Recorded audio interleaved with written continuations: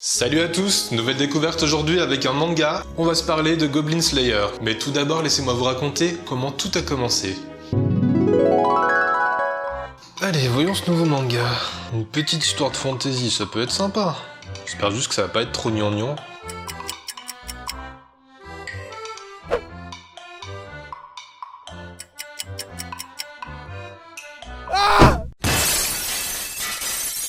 C'était ma première expérience sur Goblin Slayer et je sais que ceux qui connaissent le manga sont en train de se moquer de moi. Mais moi j'ai vraiment découvert le manga comme ça. J'ai pris quelques tomes au pif pensant que ce serait un petit manga de fantasy sympathique.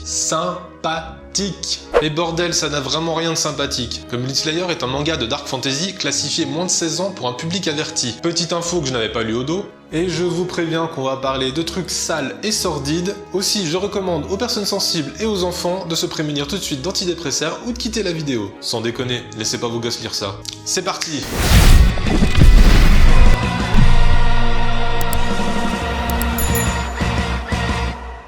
Et aujourd'hui, on va pouvoir tester ma capacité à lire des noms en japonais. Goblin Slayer est initialement une série de light novel japonais écrit par Kumo Kagyo et illustré par Noboru Kanatsuki. Pour ceux qui ne le savent pas, un light novel c'est une sorte de petit roman illustré destiné à un jeune public. La série comporte 14 volumes adaptés en manga et en animé. Et aujourd'hui on va parler du manga. Il est adapté par Kusuke Kurose et publié chez nous aux éditions Kurokawa. Je sais qu'il y a également plusieurs spin-offs autour du manga sur lesquels je ne suis pas encore penché. Si vous les avez lus, n'hésitez pas à me dire si ça vaut le coup que je m'y mette. Alerte spoiler, pour les besoins de la vidéo, je risque de spoiler un peu les premiers chapitres. Donc si vous ne voulez vraiment rien savoir du tout sur le manga, revenez plus tard. Bref, Goblin Slayer, de quoi ça parle? L'histoire nous raconte les débuts d'une jeune prêtresse inexpérimentée qui va intégrer la guilde des aventuriers. Malheureusement, la jeune aventurière va découvrir que des monstres aussi faibles que les gobelins peuvent en réalité représenter une effrayante menace. Alors que son groupe se fait massacrer sous ses yeux, un homme en armure apparaît et abat sans aucune pitié tous les monstres, se décrivant lui-même comme le crève-gobelin. Comme je vous le disais en intro, Goblin Slayer est un manga de dark fantasy.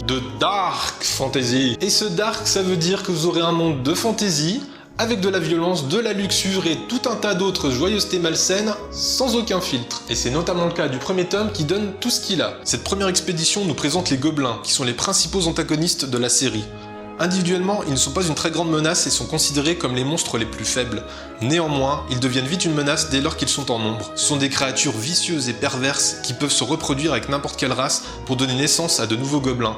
C'est pour cette raison qu'ils kidnappent et séquestrent des femmes pour les enfanter de force et se multiplier rapidement. Et comme je vous l'ai dit, c'est extrêmement gay, car le manga ne va pas vous censurer ce genre de passage, bien au contraire. Alors je vous assure que quand vous ne vous renseignez pas et qu'en quelques pages vous passez de ceci à cela, ça surprend un petit peu. Bref, maintenant posons-nous la question, est-ce que c'est bien et est-ce que ça peut vous plaire?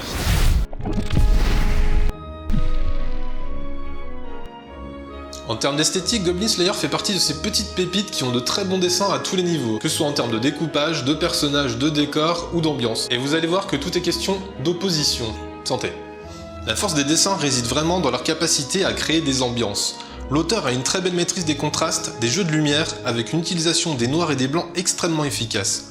C'est très dynamique, avec un bon découpage des planches, et surtout une lisibilité toujours claire, même dans l'action. De base, je ne suis pas toujours fan de ce style pour les personnages, avec des héros juvéniles et des visages très mignons. Mais ici, c'est en fait très efficace, mis en opposition aux monstres qui ont un trait bien plus mature et horrifique.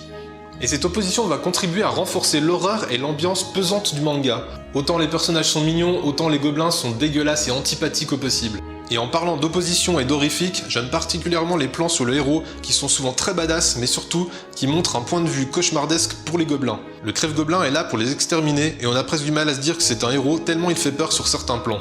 Et si les moments d'action et de tension sont très bien réussis, l'auteur arrive aussi parfaitement à apporter de la douceur dans les moments les plus posés. Les passages de narration aident à découvrir les personnages et l'univers, et c'est dans ces moments-là que... Oui, j'allais oublier, il y a parfois un petit peu de fanservice. Alors je ne parle pas de la nudité qui sert le propos du manga, ça c'est normal, mais de temps en temps, pas très souvent, on se fait agresser comme ça par une paire de boules sous un plan très sexualisé. On aime ou on n'aime pas, ça, chacun est juge.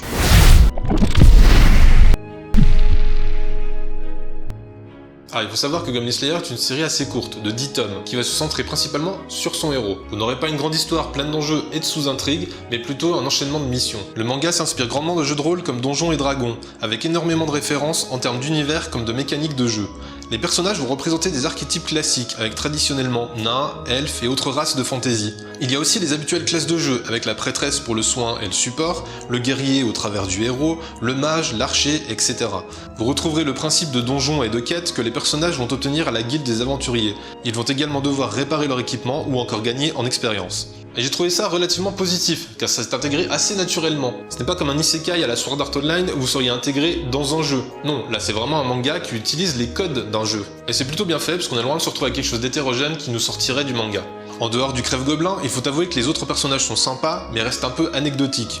La narration est vraiment centrée sur le héros, son histoire, son passé. Comment en est-il arrivé là? Quels événements a-t-il vécu pour vouer cette haine aux gobelins?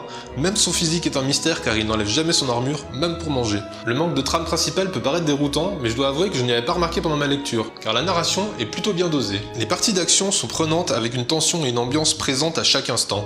On est loin des personnages surpuissants et de la baston rentre dedans. Les héros usent à chaque fois de nouvelles stratégies et tactiques pour s'en sortir et on a régulièrement peur pour eux.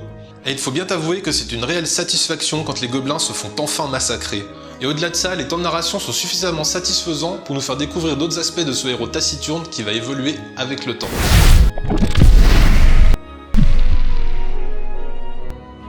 Alors, est-ce que je vous recommande Goblin Slayer? Si tu es jeune ou que tu as l'âme sensible, ne lis pas ce genre de manga, sincèrement. Le premier tome peut en choquer certains, surtout si on n'y est pas préparé, mais cette mise en bouche permet vraiment de poser les bases. On comprend tout de suite la menace que représentent les gobelins, le dégoût que l'on peut avoir pour eux, et on partage rapidement la haine du héros pour ces créatures. Et l'effet positif, c'est que ce premier tome nous choque assez pour garder cet effet de tension tout au long du manga. Mais si je peux vous rassurer, c'est quand même moins présent et moins appuyé par la suite, même si on se prend régulièrement une petite piqûre de rappel.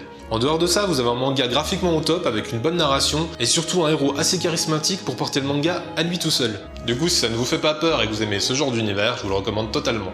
Prenez en compte que je vous ai quand même montré des images assez soft durant le manga. Bref, j'espère que cette petite critique vous aura plu et vous aura été utile. N'hésitez pas à me dire en commentaire si vous l'avez lu et ce que vous en pensez. N'hésitez pas également à me lâcher un petit pouce et à vous abonner. C'était Gavariel et en attendant une prochaine découverte, prenez soin de vous. Ciao!